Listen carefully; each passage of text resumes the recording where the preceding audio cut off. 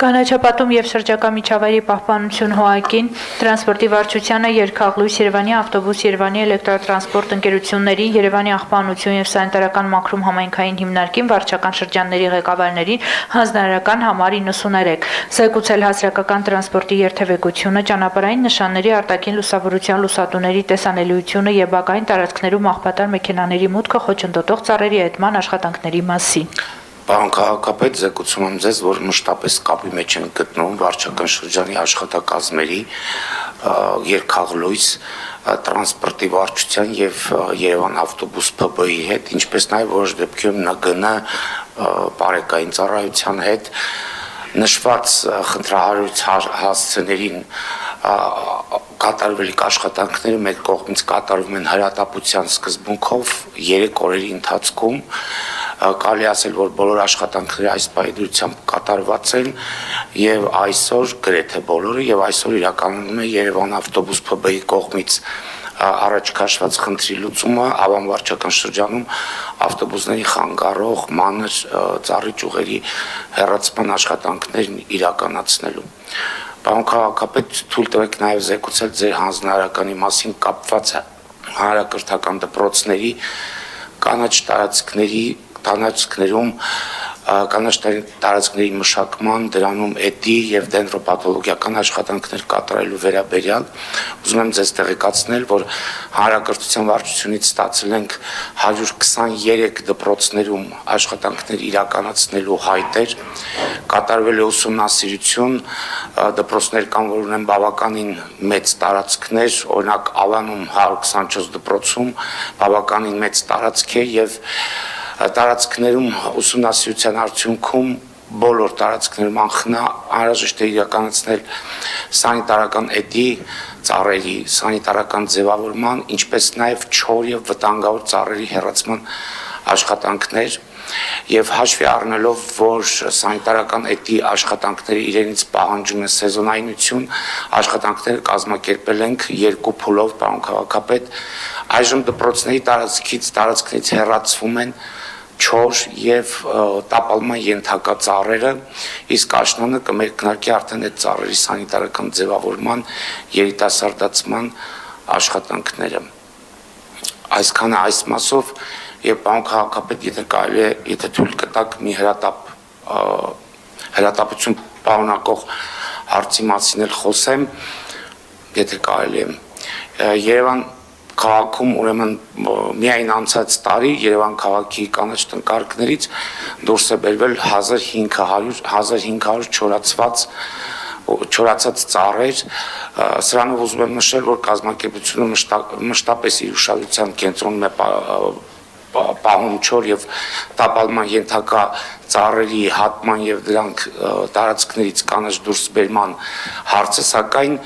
լինում են դեպքեր, դրանք հիմնական բարդի ծառատեսակներն են, որոնք ուրեմն ունենում ենք դրանց նաև տապալման դեպքեր քամիներից կամ կիսատապալման, եթե կարելի է այսպես ասել, որի ժամանակ առաջանում է մեծ վտանգավորության աստիճան և կազմակերպությունում խնդիր է առաջանում դրանց հեռացման աշխատանքները կազմակերպելու, հետևաբար մենք այդ դեպքերում դիմում ենք ներքին գործերի նախարարության արտակարգ իրավիճակների ծառայությանը, այսպես ասեմ, այժմ ունենք ուրեմն մեկ հասցե կենտրոն վարչական շրջան Պուշկին 24-ում հսկայական բարդին մոտ 20-30 մետրանոց կիսատապալվել է բնակելի շենքի վրա և ստեղծել է վտանգավորության մեծ աստիճան։ Պարոն քաղաքապետ, մենք չունենք համապատասխան փրկարարական տեխնիկա, մեր մոտ միայն այդ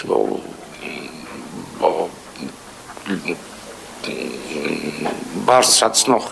այդ բաներն են, ամբարձիչներն են, բայց դրա համար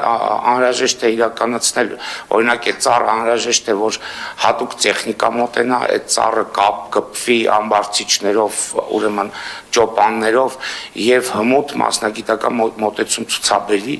ծառը բերվի անվտանգ վիճակի, որովհետև ամբողջովին հենված է շենքին և դրա տակից հատելու դեպքում մենք ամբողջը այդ շենքին մեծ վնասներ կհասնենք, չասած մարդկանց մասին եւ ամենակարևորը ես ուզում եմ նշել, որ մենք չունենք աշխատակիցներ, որոնք անցել են կամ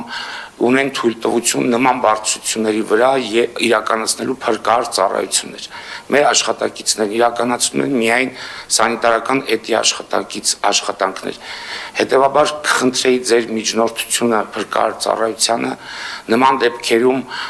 իրականացնելու այդ աշխատանքները բերելու իրավիճակը ավելի անվտանգ իրավիճակի, իսկ կազմակերպությունը պատրաստ է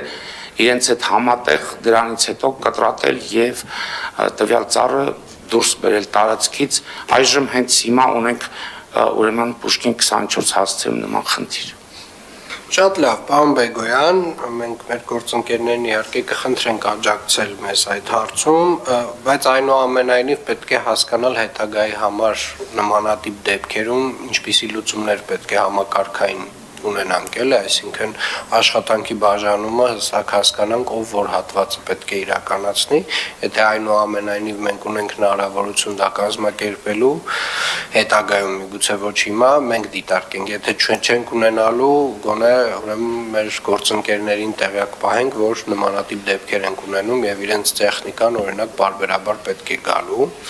Ինչ վերաբերում է դպրոցներում իրականացվելիք էդին եւ սանիտարական այդ աշխատանքներին, Տիկին Խաչատրյան, շատ կարևոր է, որ մենք պայմանավորվել ենք տնօրենների հետ, որ մենք այս աշխատանքը իրականացնելու ենք բարբերաբար եւ կարծում եմ նաեւ կարող ենք առաջարկել Եթե դպրոցները ունեն նմանատիպ նախաձեռնություններ եւ ես հուսով եմ որ կունենան, նաեւ ծառատնկման նախաձեռնությանը աջակցել տնկիներով մասնավորապես եւ կարծում եմ աշակերտները հենց իրենք էլ կարող են իրենց դպրոցի բակում այդ ծառերը տնկել, այսինքն այս աշխատանքներից հետո նաեւ ենթադրվում է որ նոր